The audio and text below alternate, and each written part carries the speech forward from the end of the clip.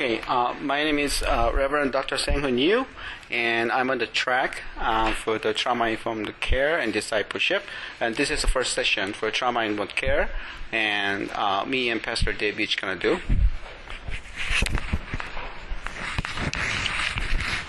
All right, thank you for joining here. Let me just introduce a little bit about myself then. We have two people going to talk about it, so I don't know how much we can be effective to share things we have, but we'll try. So I was in the social field a long time, and then I came to Arizona State University to do the PhD for the social work, but I quit, obviously. I don't to study well. But my calling was primarily pastor. I knew it, so I became a pastor, campus pastor, founded the Faithful City. So we had a lot of work and happen and going. But because of my nature, the social background, and when City of Tempe, the mayor called out the clergy and faith leaders to work together with the government, I was kind of in the director position to work with the whole community and the faith community. So not only in the campus, worked a lot in the community, highly traumatized population, and then working back with the social workers and fire and police first responders. And also inside the campus, there are a lot of people with the trauma. But maybe you can think that campus is all the young people. Actually, this is not. It's a huge campus, so many people and so many age differences and, ethnic groups. So out of all these things, to make a long story short, that I came to my own traumatic season. So in the trauma world, there's a term says vicarious trauma or the secondary trauma, which means when you hear somebody's traumatic stories that affect me, right? Even the news, we all know that. So I got affected a lot, but also I was in my own traumatic season. So I was in the very high risk of a suicidal ideation attempt. So that was 2015. I gave up everything, and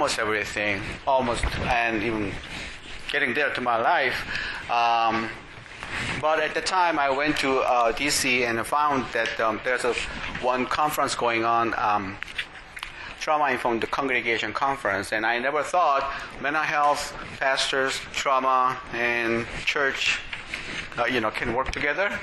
But whoa, what is this? So I got shocked, and then that was first time I was exposed to the ACEs, it's called Adverse Childhood Experiences, and then Trauma-Informed Care movement.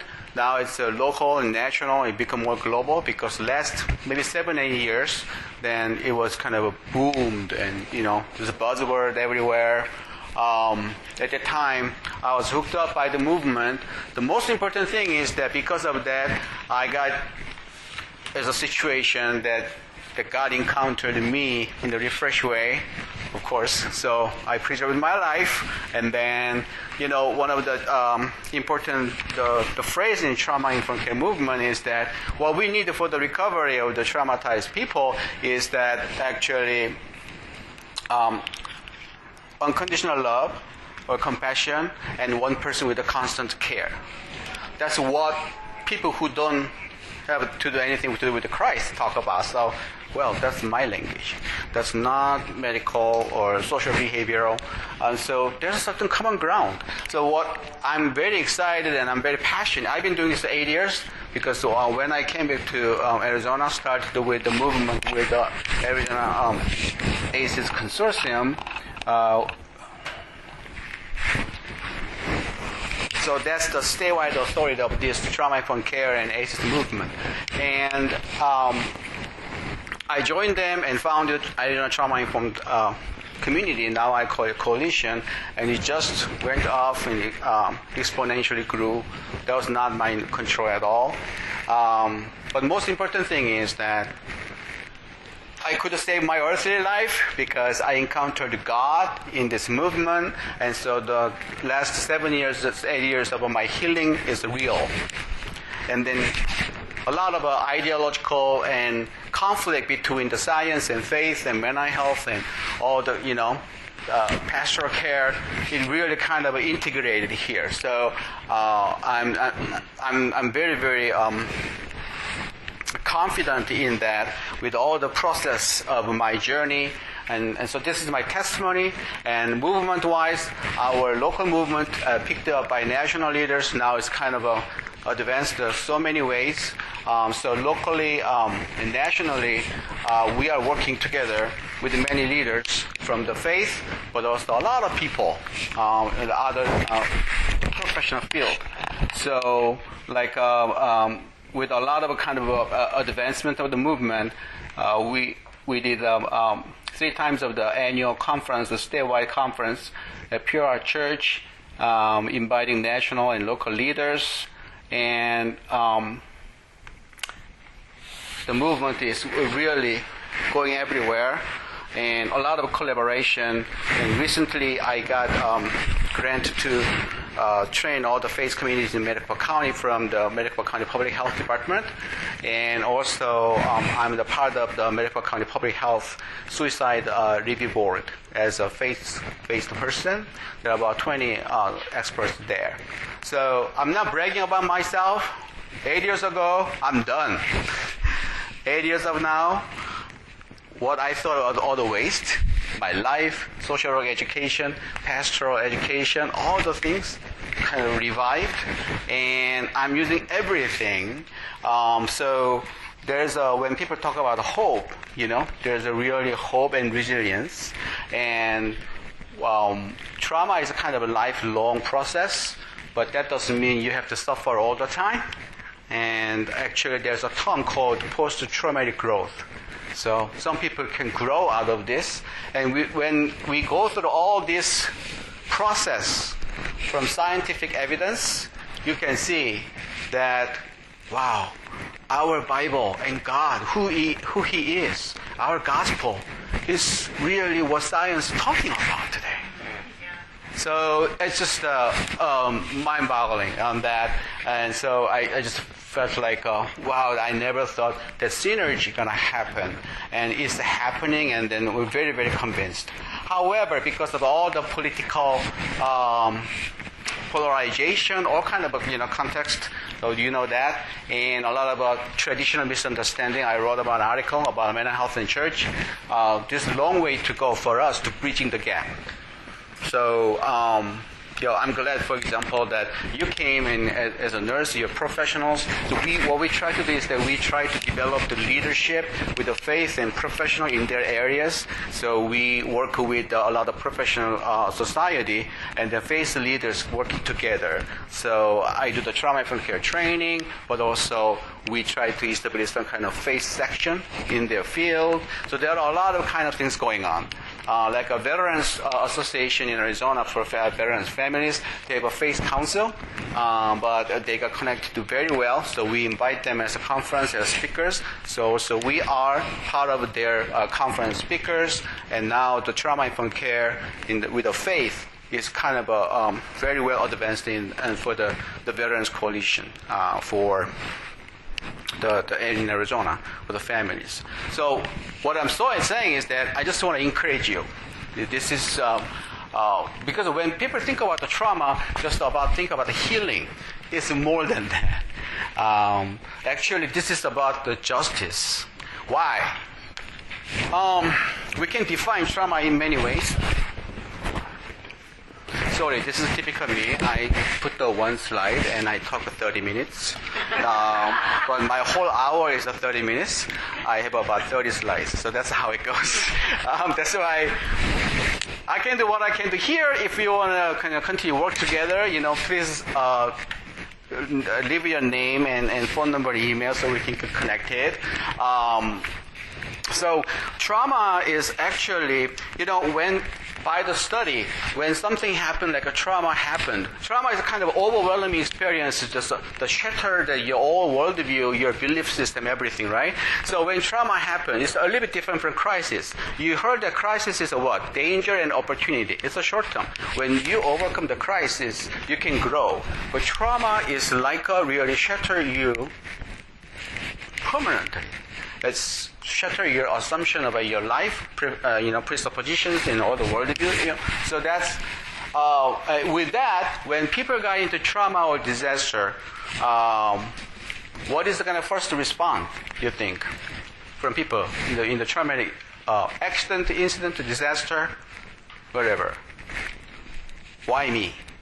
That's the first thing coming out of mouth. Everybody.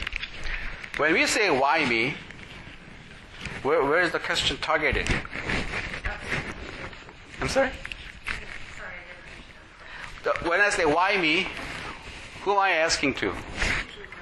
Yeah, so I'm not talking about somebody really attacked me, something happened, a disaster, Actually, we ask the deity or high power or God, right?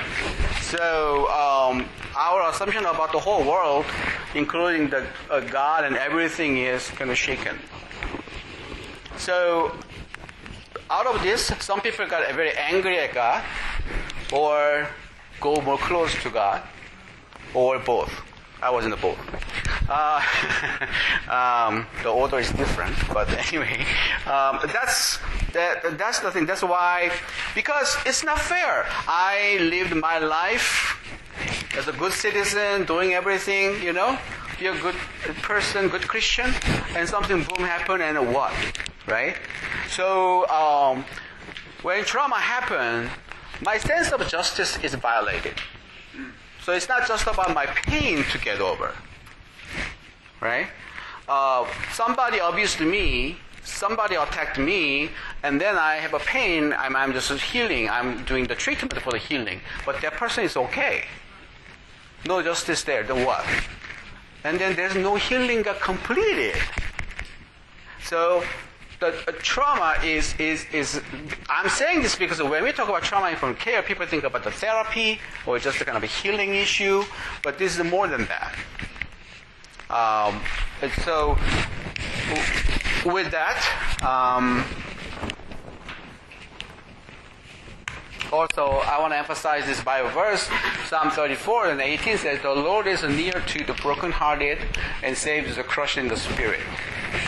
Oh, sure, God is with you when you are in the spirit, but a lot of times, still in the church environment, we all like a Job's friend.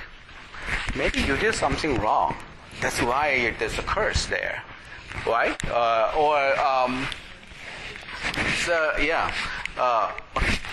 No, I like that Job's friend. Yeah. I have a special slide for that. Actually, but maybe today we don't have time for that. But the thing is, even though other people kind of criticize me like, Job's friend, internally I feel that way. Maybe I did something wrong. So with the trauma, ironically, there's a violation of justice, but a lot of times, after all, it ended up with a self-blame. Like the woman that got sexually raped, right? Obviously she didn't, that's very controversial, but a lot of times the victims of trauma really end up with a lot of self-blame. Yeah, that's my fault. I did something wrong, right? And so it's hard to feel that way when we are in trauma. I did something wrong, or God doesn't care about me. And that's kind of a thing, I'm sorry, I'm going to pray for you. But this is kind of actually the opposite, that it declares what? God is with me and near to me. So our body, our feeling, our brain says, no, you did something wrong. But actually, what the Bible says is that God is near to you. So that's why, likewise, somebody should do the unconditional love and constant care. And we found that from who? Jesus, don't we?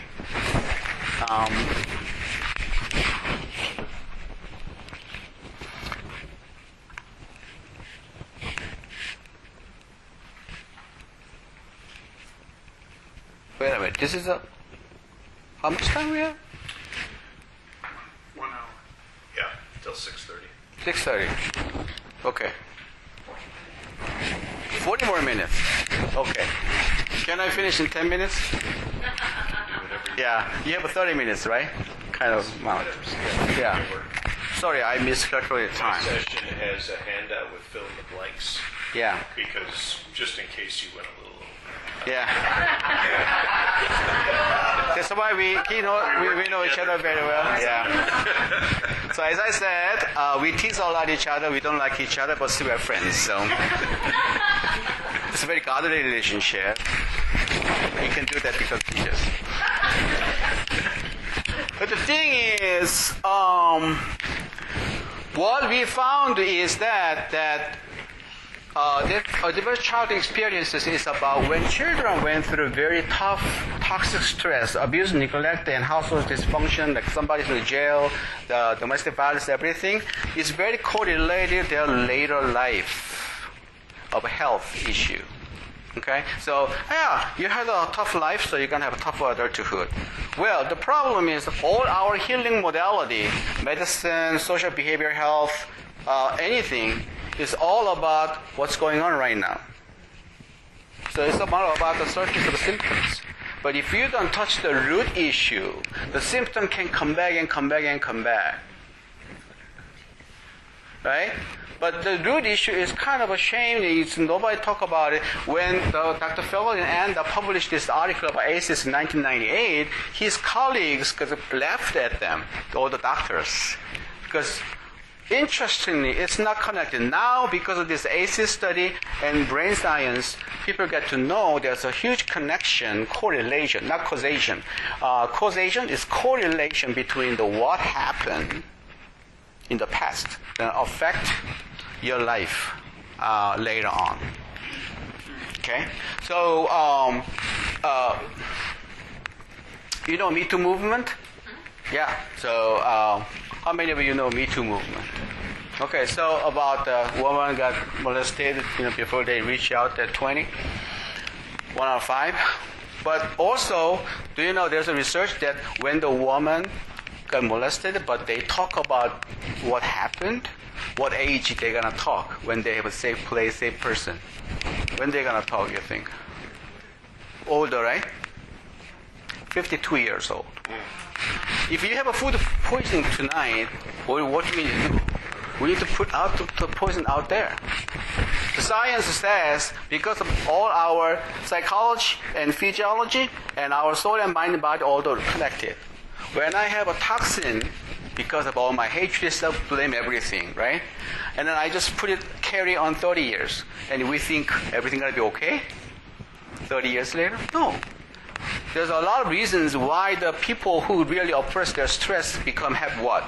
Autoimmune disease, cancer, and heart disease. It's all connected.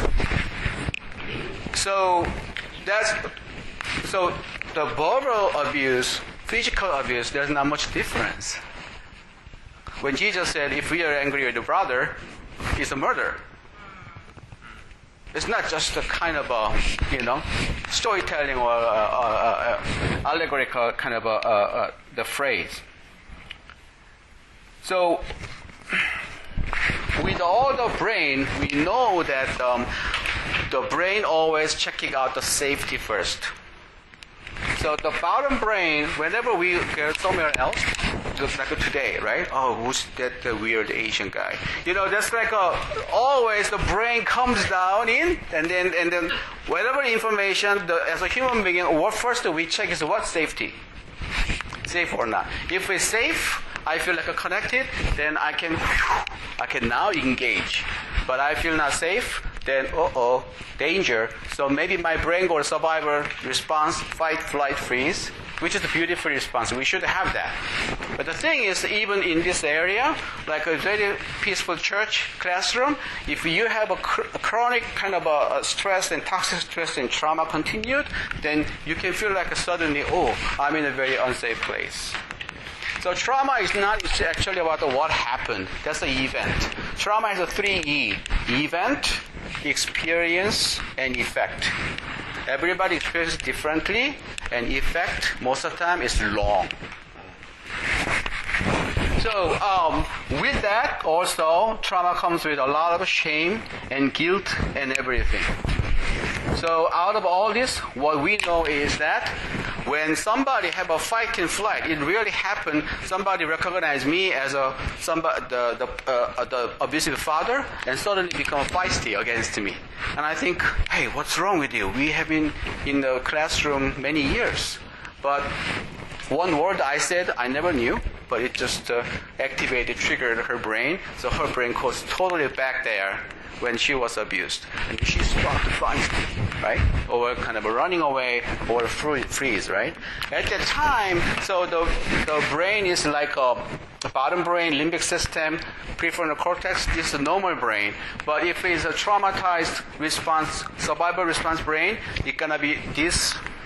Executive functions go away. It's going to be like this. So when two people come together, they cannot talk together. What's wrong with you? They cannot think because thinking brain is gone. They all need the fight and flight.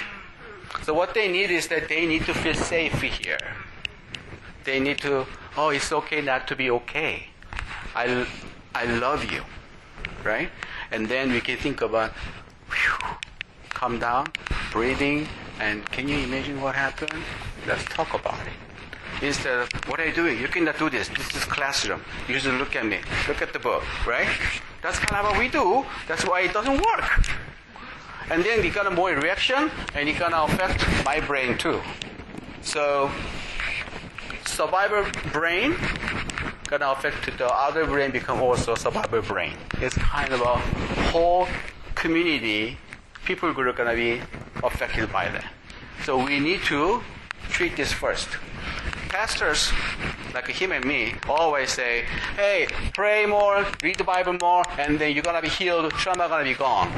American Bible Society, they found, they have a healing institute. Do you know what? They are about the Bible. They found if you have a trauma, then trauma is actually hindrance for you to read the Bible more correctly. So trauma needs to be treated first before pray more and read the Bible more. Do you see that? So with that, so we say always, connect before correct. Pastors or trainers, I always say, connect before content. We need to know how to connect so people feel safe. Then we can, I'm not talking about public speaking tips, okay? It's really about the brain biology that we are created like that. When we feel safe, connected, then I can feel, right? And then my brain has more space to think better, right? Even if we like each other, way better. We are working on it. But anyway, way better. And then, then we can really do something together. Make sense?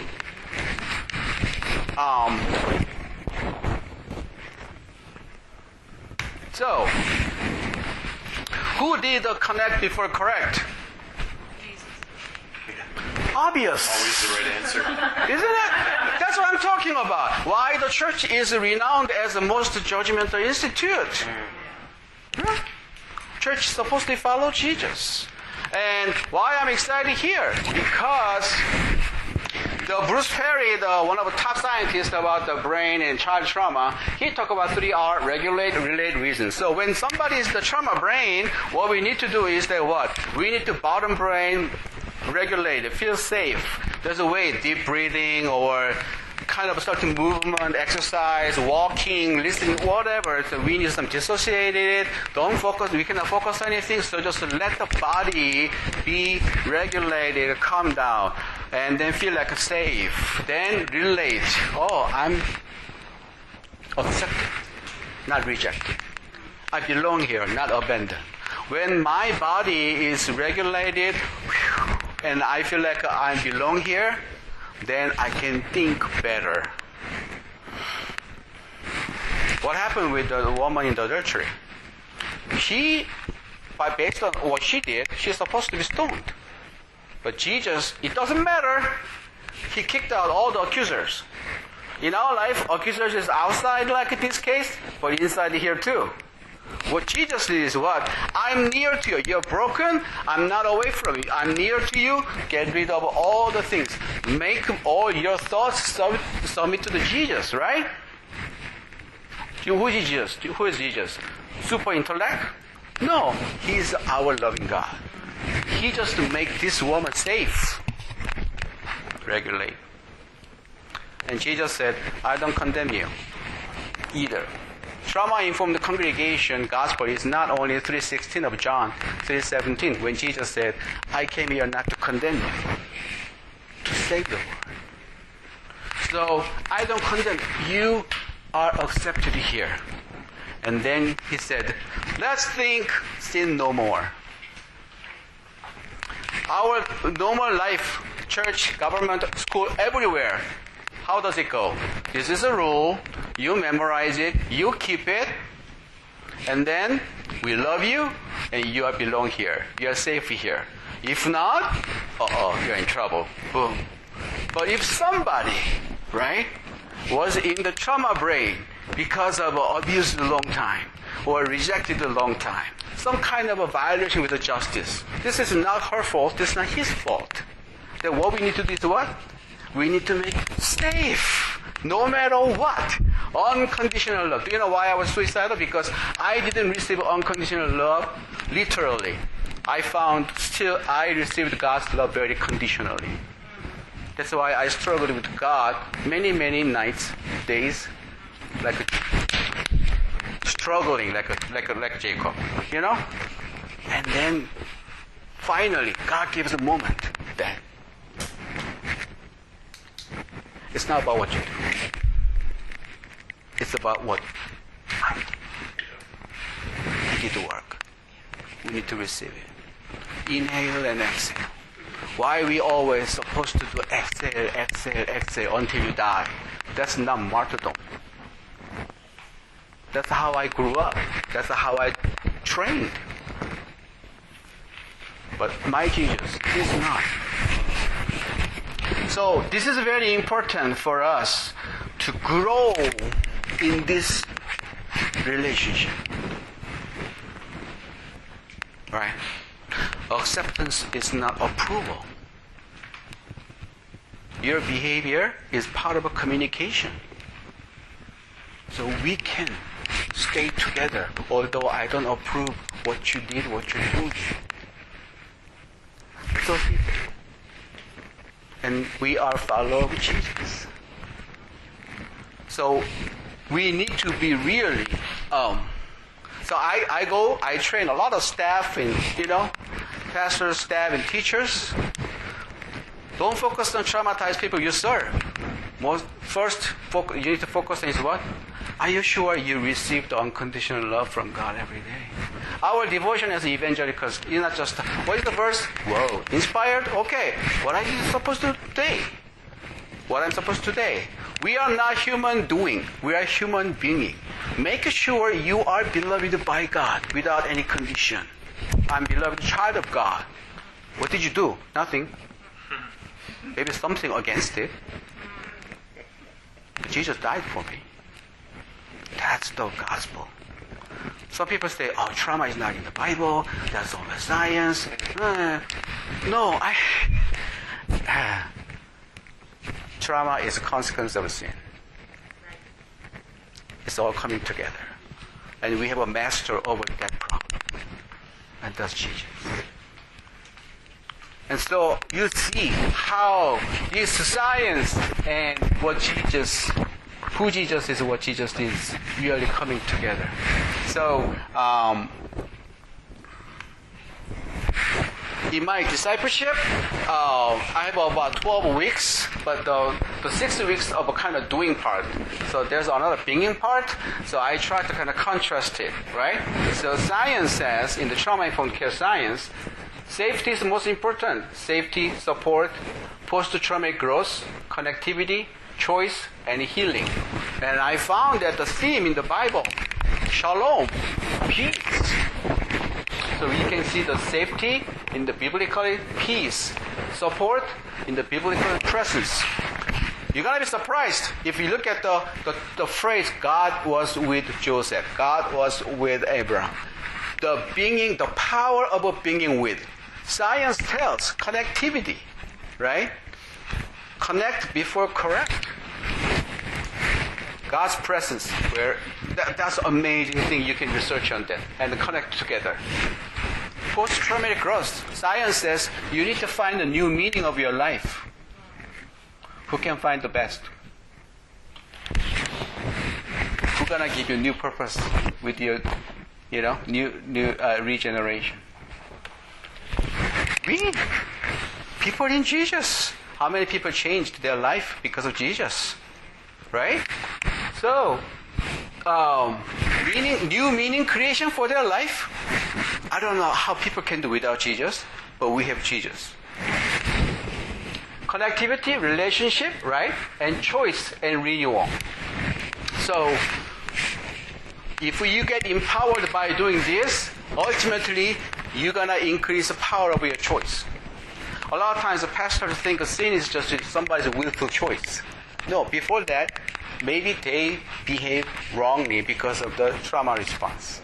So they need to be healed, right? And then what? With that safe relationship, slowly they can make their own renewal of their mind and the choice. And then you come down to healing, and we call this is resilience. So science is big on resilience, hope, grace, compassion, all these things. Scientists are crazy right now to study on that. We don't need to study. We have the provider of that, right? So that's kind of a thing that I try to compare and merge it and together. So with that, one thing I just want to emphasize here is that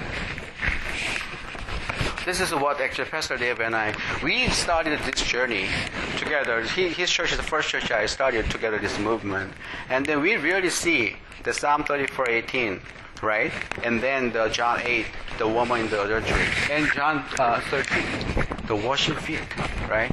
I've been doing so many. I was national committee about the discipleship of the Ethnic American Network, which was built by Billy Graham Center. But all kinds of discipleship, pretty much curriculum based. All kind of covenantal process discipleship, right? And then if you look at the John 13, this is the what? Washing feet.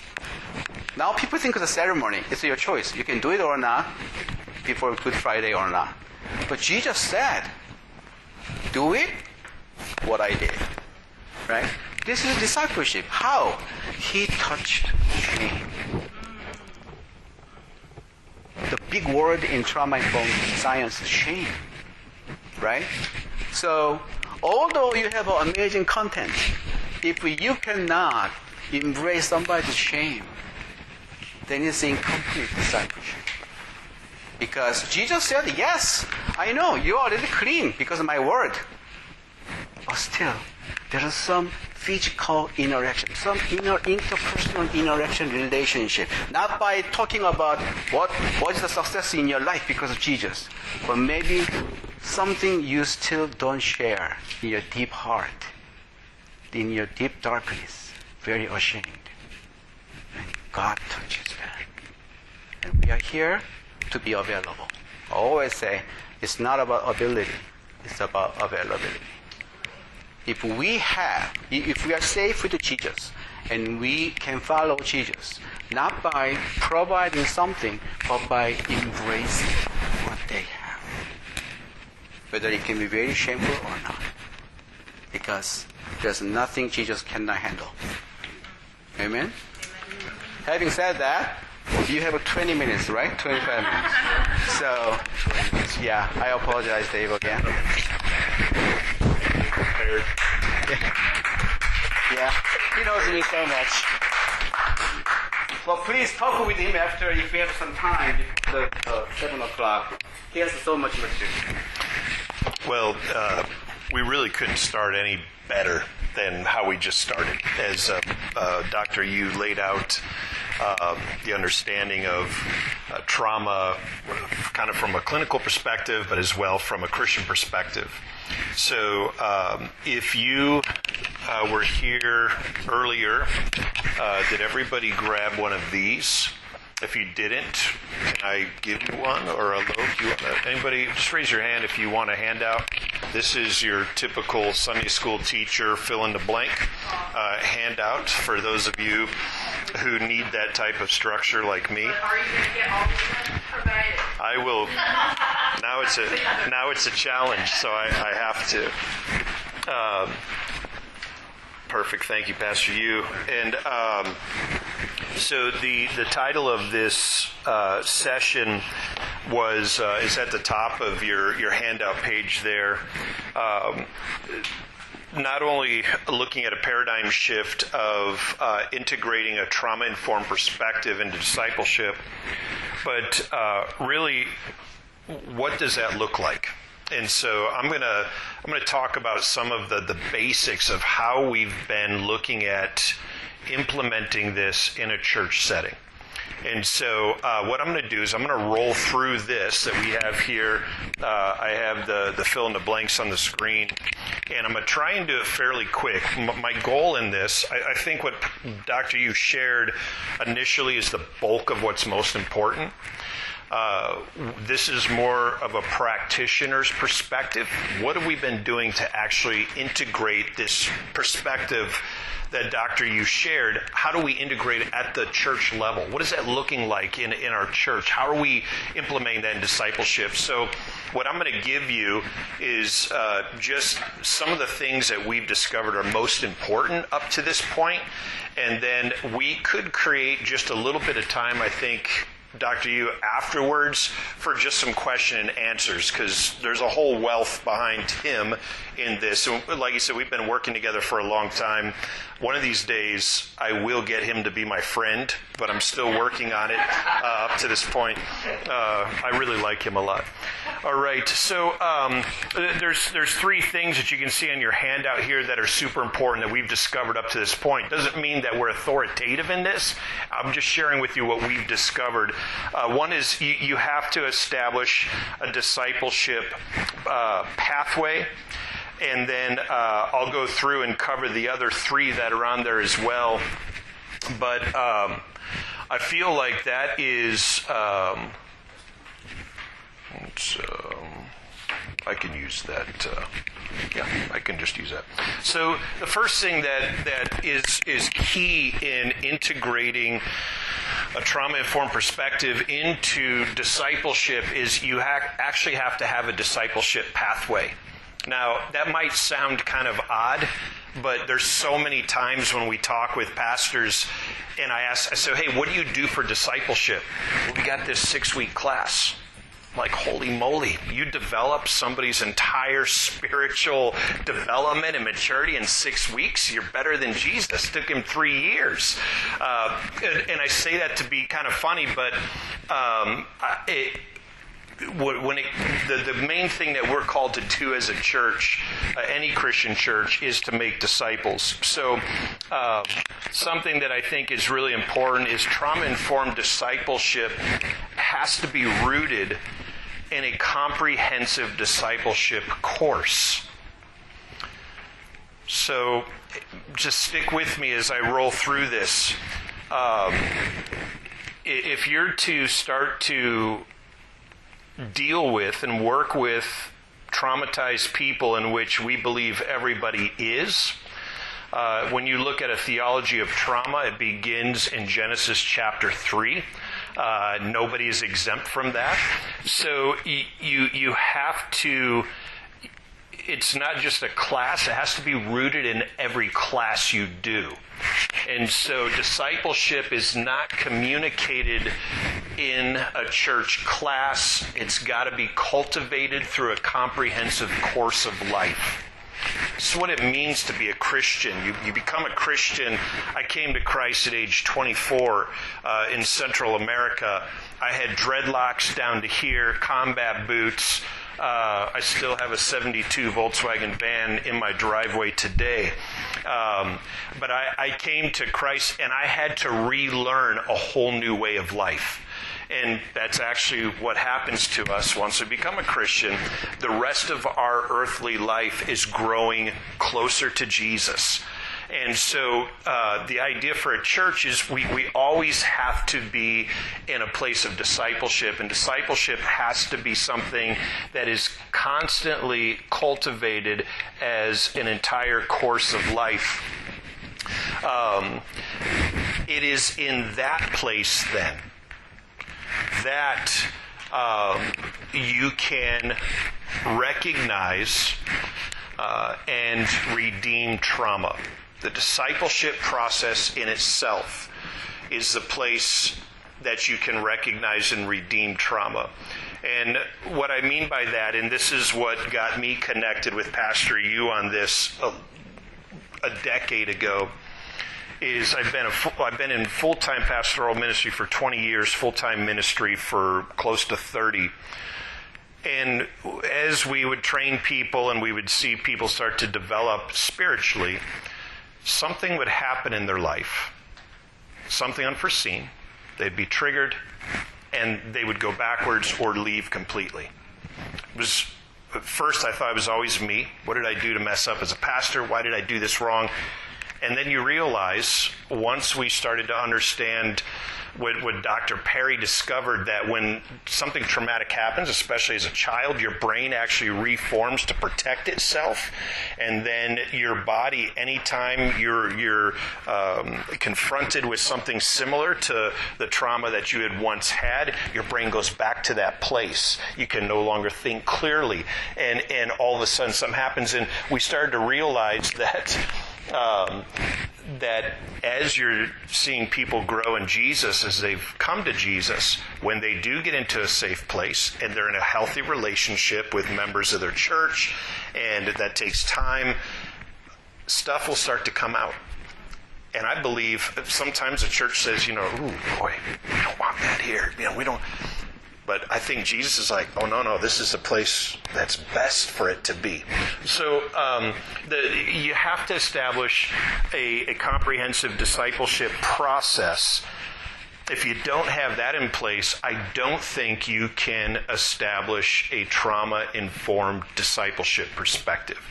That sounds very simple, but I hope it's the point is then taken well for that. It's super important. So I just want to give a quick overview of maybe what that looks like, because I think it's very vital. A lot of guys like Dr. Mike Johnson from Sending Leaders in Houston, Jim Putnam with Real Life Discipleship, the Navigators, so many discipleship programs, they've discovered that there are actually, in essence, 4 stages of growth in somebody's spiritual development. You have that on your handout there. So I don't think there's any fill in the blanks for that. Is that correct? And I did that on purpose just so you have that. The reason that I have that in there as well is because if you're dealing with and working with trauma in people, it's also important to identify where that person might be in their spiritual development and spiritual maturity. These are all rooted in very scriptural perspectives, not only from Jesus, but also in Paul's epistles. There tends to be a place where you have pre-conversion or an embryonic state where somebody is being starting to be seeded with the kingdom. Their soil is good and the seeds are getting ready to take root. And then you have people that embark in their journey. Jesus, those are people that respond to Jesus saying, "Come follow me." They're a new disciple. Most experts believe that 80% of American Christians are in stage 2. Then there's stage 3, where somebody says, "You know what? I'm going deeper. I'm going to engage. I'm going to come to church. I'm going to come to a Mission Connects conference, whatever it is. I am going to purposely seek Jesus with all I have. I'm going to go to school.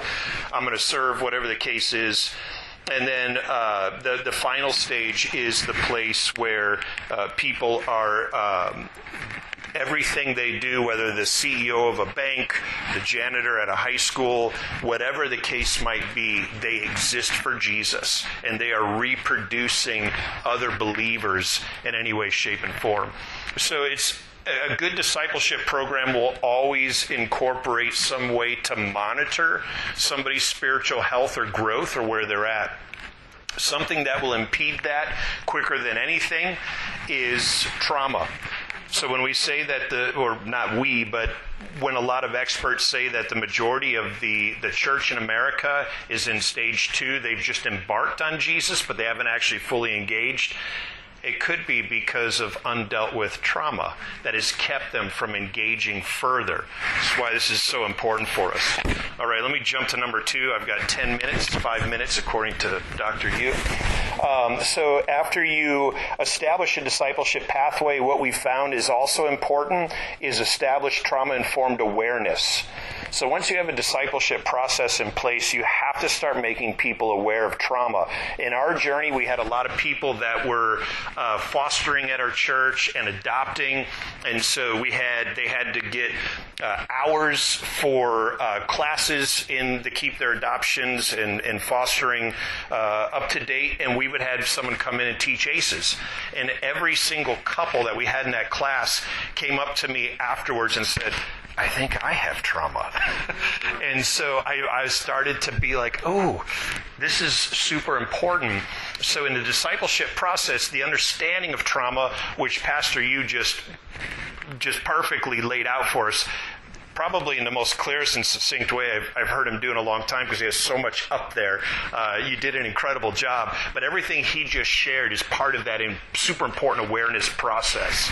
And so that awareness process then incorporates these 4 areas of realize, and this is on your paper. I'll just give you the titles here. Understand, realizing the widespread impact of trauma from a Christian worldview, recognizing that in the people that you are participating in discipleship with, responding to it by understanding, and I think one of the greatest understanding of that is how Pastor Yu described the way the brain forms in a traumatic experience, because we see it all the time once you know it. So understanding when that's happening in a small group setting, so many things we could talk into that. But as Pastor Yu noted too, you can sign up and get more information and background on that. And then of course, resist implementing solutions that re-traumatize. The solutions that I have found that re-traumatize quicker than anything else is when we try and quickly solve a problem for somebody so we can move on to the next person. Discipleship is a lifetime, and I think working through people's trauma as well takes a lifetime embedded in discipleship. So re-traumatization sometimes happens when we try and resolve it too quickly. This is a key idea, and I thought it'd be important for you all as you all are leaders. So we've wondered, where is the idea of a trauma-informed perspective outside of a few stories of Jesus that we find, or maybe many stories of Jesus? It just goes by a different term in the New Testament, and it's the idea of consolation. In fact, from a theology perspective, I have this written down there. The idea of consolation is super important. It was what was Paul's motivation for the book of Philippians, John's for the book of Revelation, and I've given you some other scripture references that I would encourage you to go to, reread, and kind of look at it from a different perspective. It's the idea of, and the definition of that from Eerdmans, the idea of consolation is the love, concern, and comfort extended to someone in time of need. What I love about the word consolation is that Greek verb is parakaleo. And if you're familiar with the Greek, one of the Greek terms for the Holy Spirit is paraclete. That's this consolation. It's the presence, Pastor, you just talked about. And so this is huge. I think there's a deep theological connection with that is important. And let me just keep running through so we can take a little bit of time for discussion. Number 3, I think what we've discovered is an important thing to then create for trauma-informed discipleship, after establishing a pathway for discipleship, after being in a place to bring awareness to what trauma is and what its theological root is in Scripture, then you have to create a culture. And so to create a culture of trauma-informed discipleship, you have to create a place that is safe. Oh, there we go. You have to integrate trustworthy and transparency, and you have the rest of that written out there for you.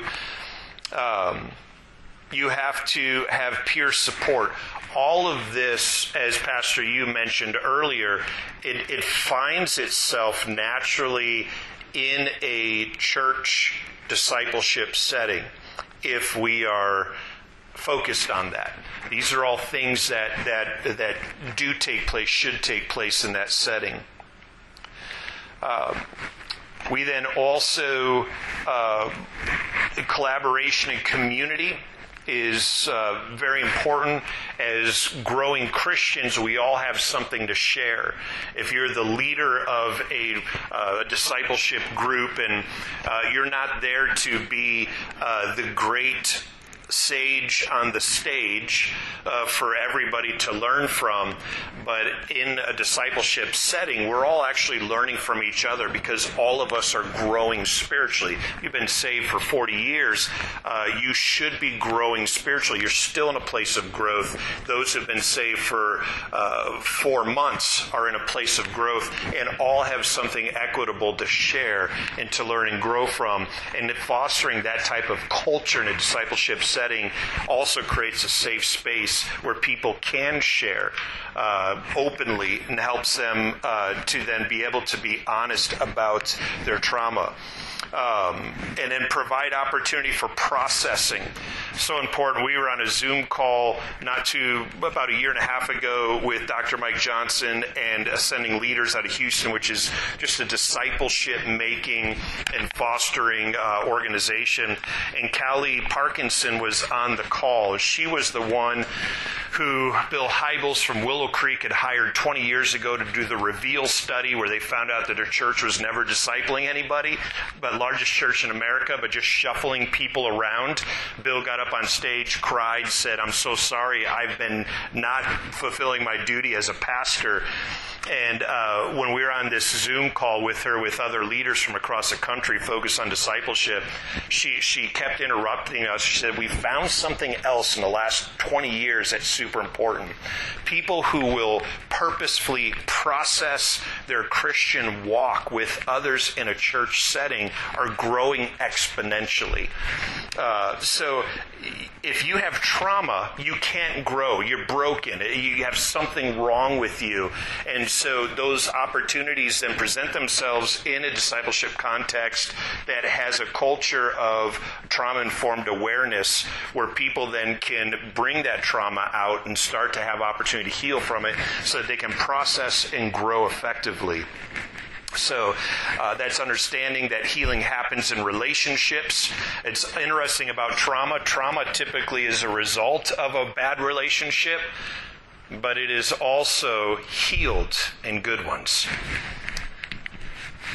Members have the skills and training to serve effectively, provide opportunities to develop new skills for meaningful service, and then there also needs to be a culture of uniqueness, create opportunities for individuals to share their stories of resilience and recovery. And then lastly, consolation, which is huge. And I'll just close with this, and I've given you everything that you have right there so you can process it, you can think about it, and apply it to your context. Take out the things that you don't feel are valuable in this, but I hope it would spark some things that it might take even beyond what we looked at today to find something even more valuable. But this is key. Trauma-informed discipleship, it's actually not a class. It is a lens through which a comprehensive discipleship process is conducted. We usually use a pair of glasses when we do our trauma-informed training. The reason we do is the trauma-informed discipleship should not be a focus for a short period of time or a class, but according to the example that Jesus set for us, it's something that you see everything through, and you conduct your discipleship through that perspective. So we wanted to leave that with you just as some nuts and bolts of that, and it is 6:29. All right. So we have 1 minute. So when he talked about that fourth stage, existence stage, I talked about the 6 weeks. So my discipleship, I did the 6 weeks. So many of them is at least 3 years or 2 years of age. And they start. So he's right that you cannot just do the coursework and certificate and you go. It has a lot to do with flow and then building trust. And also, what Pastor Dave was talking about was that when he talked about that of awareness auditing, actually that's from the science. So if you go to SAMHSA, which is the national agency, Substance Abuse and Mental Health Service Agency. So if you go to Google SAMHSA, SAMHSA.gov, they have a chunk of the material about the trauma-informed care with a lot of scholars. So we really buy this. What we see that's what scientists say and what scriptures say is really coming together. So this is not our own invention. This is what Jesus did. This is what scientists think. This is great. But they don't know Bible, so they don't think about, this is kind of new discovery. No? And so that's kind of important that you see there are tons of material out there. However, the important thing is the lens. Trauma-informed care criticized because people say, we need the toolkits, right? Skill set doesn't change people. Toxic relationship bring trauma. Caring, genuine relationship heals trauma. Yeah. Hurt people. Heal people. I was a hurt and wounded leader. That's why I was very successful in discipleship certificate productions, but I made my disciples also hurt and wounded leaders. Do you know what I mean? So it's very, very important that we need to take care of ourselves. So this movement is not about us and them. I'm the teacher, you're a student, I'm a doctor, you're a patient, I'm a pastor, you're a congregation. I'm here to solve your problem. No, it's us and them model, the whole healing modality or professionalism. But this is about we are all in this together, learning together. Servant leaders. I washing your feet, you washing my feet. So totally different paradigm, which is like a violation. I'm not here for that. I'm not here for self-care is selfish. I'm not here for myself. I'm here for them. But if you have something in here, it's going to be reflected when you interact. Brain is not only biological organ, it's an interpersonal organ, it's a cultural organ. So based on interaction, brain develops differently. So you heard about the neural pathways. So when pastors are very judgmental. But when you experience not Pastor you, but Pastor Dave Beach, pastors can do that? Wow! Your brain is shocked. It takes time to process it. That's what he's talking about, processing. And so that's why I encourage you, the part of the movement, we are here to support you. Because everybody says, well, that's cool. But when it started, it's going to be a lot of kind of embarrassment or frustration that happen. We are here to support together in this together learning together. It's not about the cultural competency. in our paradigm is a cultural humility. I know you, so I can get you, I can fix you. That's a cultural competence. Cultural humility is that I don't know, but I'm with you, I'm learning from you. So there's a lot of paradigm shift with the lens. It takes a lot of a processing journey to get. Right? Any questions? I know you're well over time, so. Real quick, is your next session going to expand on this, or is it repeat? Next session is more about the culture or organization. So this is about more discipleship. Okay. And then he mentioned about some cultural change. So tomorrow morning, I'm going to do it with Michelle. I've been doing the organizational cultural change, trauma-informed, with the Heritage Church in 3 years. It takes organizational change by research, takes 3 to 5 years. So while I'm doing this to many organizations, so we're going to share that how we do. And third one is trauma and racism reconciliation by Rick Griffin. Thank you. Thank you for coming. Thank you. Be with us.